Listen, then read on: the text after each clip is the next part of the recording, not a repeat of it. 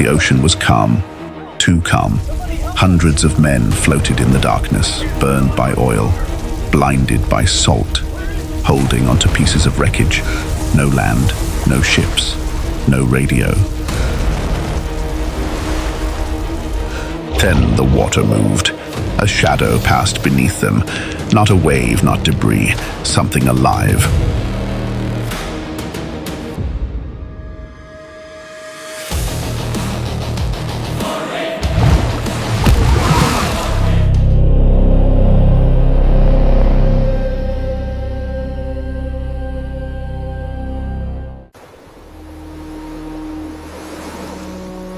Days earlier, the heavy cruiser USS Indianapolis was racing across the Pacific. Its mission was top secret.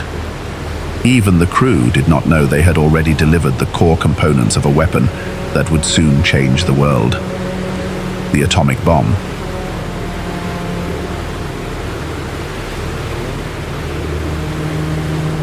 No escort, no air cover. No one knew their exact route. Speed was everything, and speed meant silence. Just after midnight, July 30th, 1945. The sea was calm. Then, without warning, 2 torpedoes, a blinding flash, a thunder from below, steel split open, fire surged through the decks. In less than 12 minutes, the ship was gone. Nearly 300 men died instantly.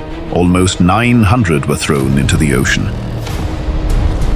Alone, unseen, unreported.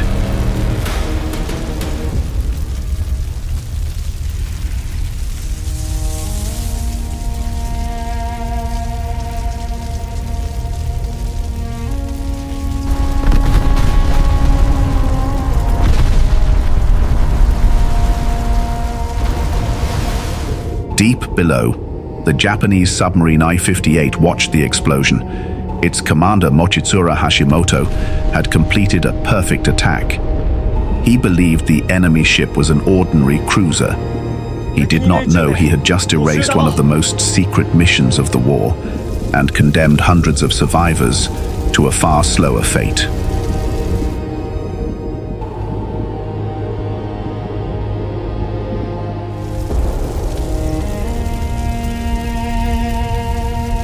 The sun rose. So did the heat. Oil burned their skin, salt cracked their lips, wounds swelled, water surrounded them. But none of it could be drunk. Some clung to rafts, most clung only to each other, and beneath them, the ocean moved.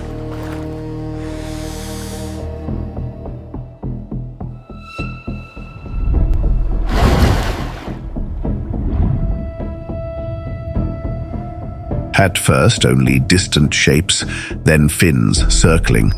The wounded drifted farther from the group. That was when the attacks began.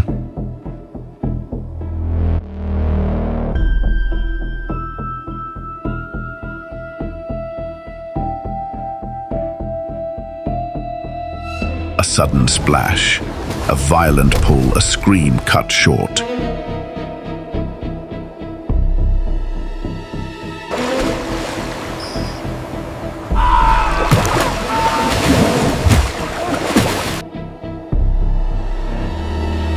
The water closed again.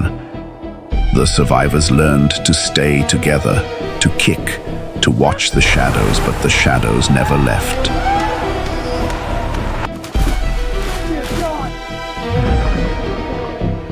Days passed. Thirst became madness. Some saw ships that were not there. Some swam toward the horizon, certain they could reach land.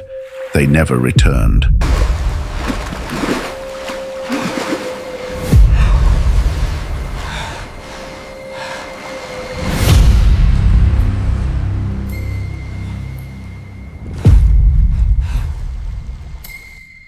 Captain Charles McVeigh, the man who commanded the Indianapolis. Commander Hashimoto, the man who fired the torpedoes. And hundreds of sailors, whose names would remain unknown, whose final moments would never be recorded. Men who survived the explosion only to face something far older than war, the sea itself. After 4 days, by pure chance, a patrol plane spotted the oil slick. Rescue ships rushed in.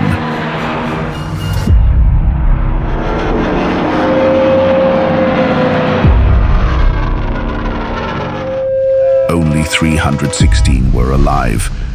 The rest had been claimed by exposure, dehydration, and the hunters beneath the waves. For decades, the tragedy remained buried in military archives until 1975. In the film Jaws, the character Quint told his story as a survivor of the USS Indianapolis. 1,100 men went into the water. 316 came out, a line that went down in film history.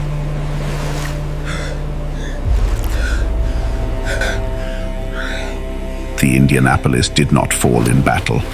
It vanished. And in the silence that followed, the ocean became the battlefield. The sea does not remember names, but it never forgets.